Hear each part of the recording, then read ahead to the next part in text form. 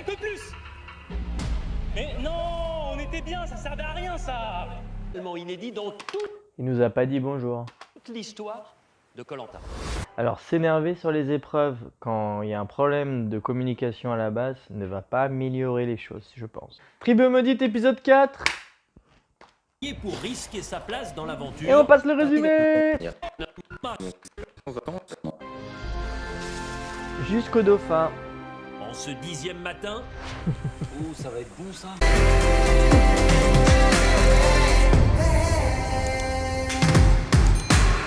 Convocation jeu de confort. Démêlez le faux du vrai pour vous échapper. On comprend pas. On part à 8, on revient à 8 quoi. C'est ça. Et les 8 même. Les 8 C'est ça quoi. Bouteille tribu maudite aussi. Comme d'habitude, ils vont chercher des trucs. Des petites statuettes. Un nouvel Anito blanc se trouve dans le lit de la rivière. Et Mélissa va vous empêcher de chercher où vous voulez. Trouvez-le et il vous ouvrira peut-être les portes de la sortie. Et soyez fair play. N'oubliez pas, Là, il y a Nathanaël qui... Oh non, j'ai pas envie de chercher. Avec Mélissa. Elle va encore me mettre la pression si je cherche près d'elle. Moi, je veux pas de conflit. Être éliminé et on on est part. condamné.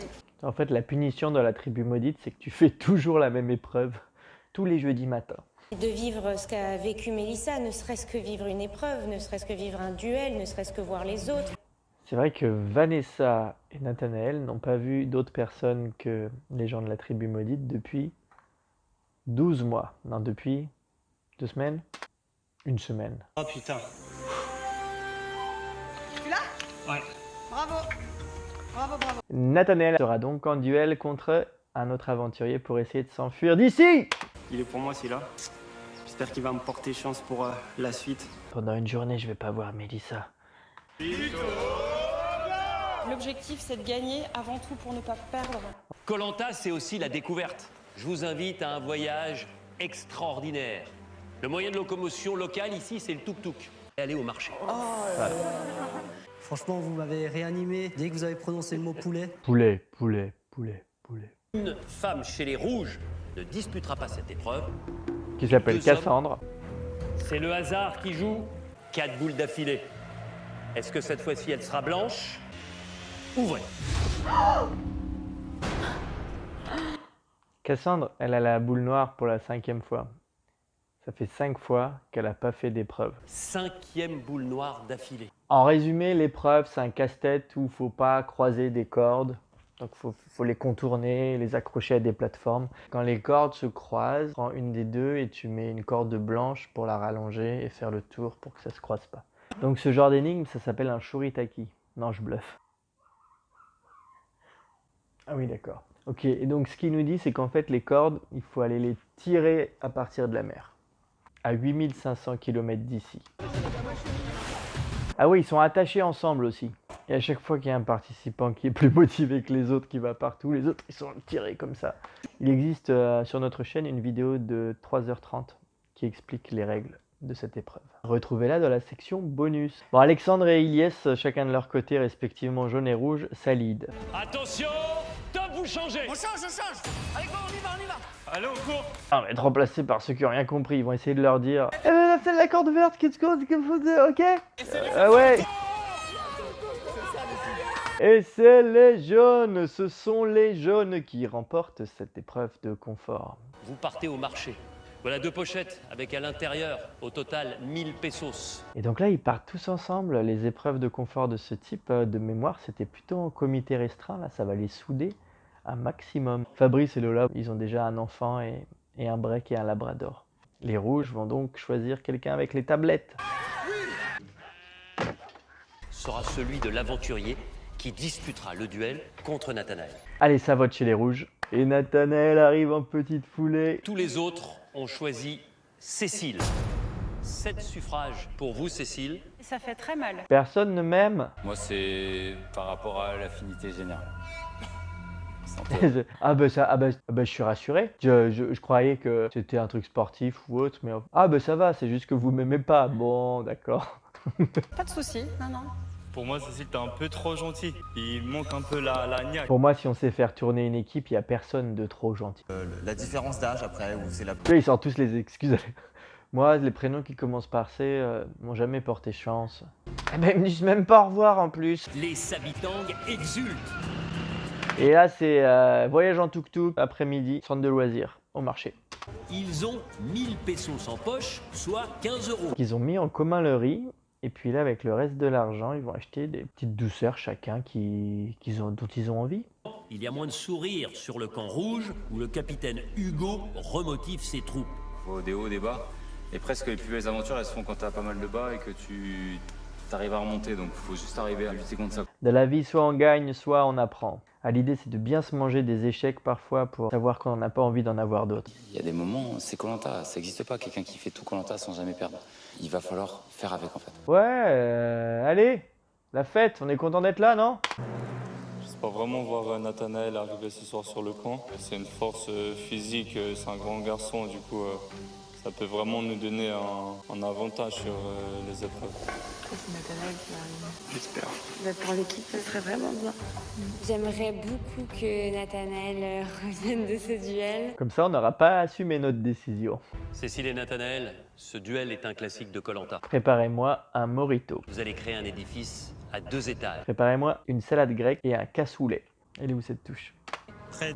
Non, c'est pas bon, Nathanaël.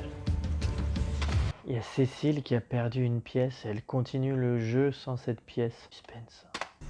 Il est évident que sans toutes oui. les pièces, c'est pas possible. Oh.